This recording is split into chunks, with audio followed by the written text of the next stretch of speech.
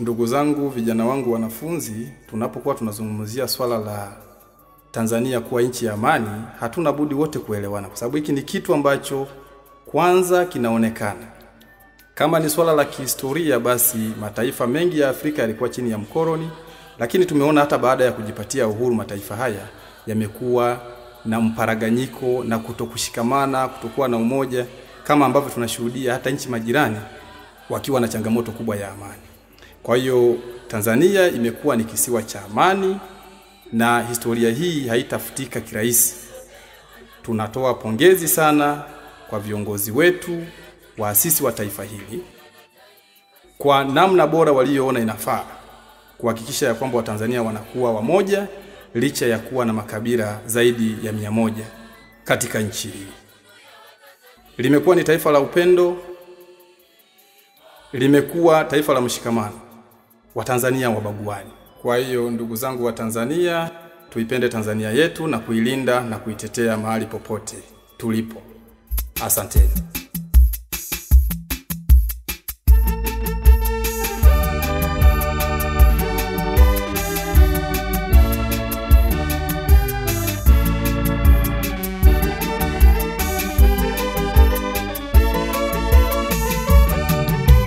Tanzania ni nchi ya amani, nchi ya amani, nchi ya amani. Tanzania ni nchi ya amani, nchi ya amani, nchi ya amani. Tuidumisheni amani tuliyopewa na Mungu Baba, kwani ndiyo tunu ya Watanzania.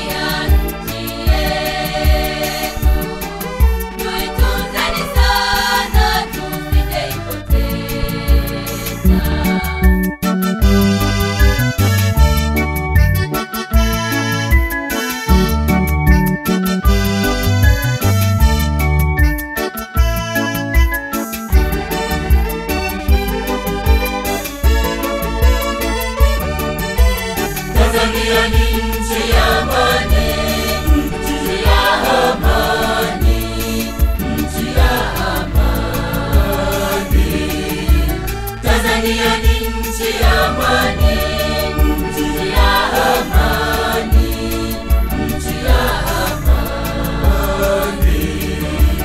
Tuidumisheni amani tuliyopewa na Mungu Baba, kwani ndiyo tunu ya Watanzania.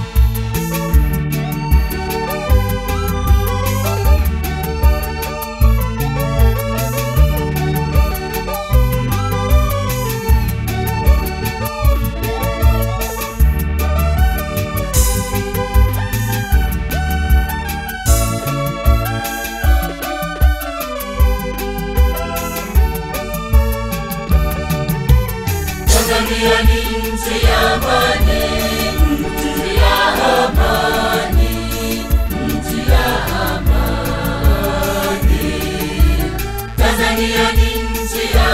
amani, nchi ya amani, nchi ya amani.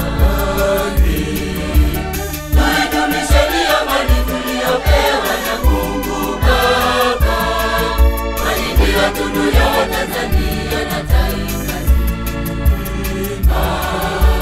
Tuidumisheni amani tuliyopewa na Mungu Baba, kwani ndiyo tunu ya Watanzania na taifa zima.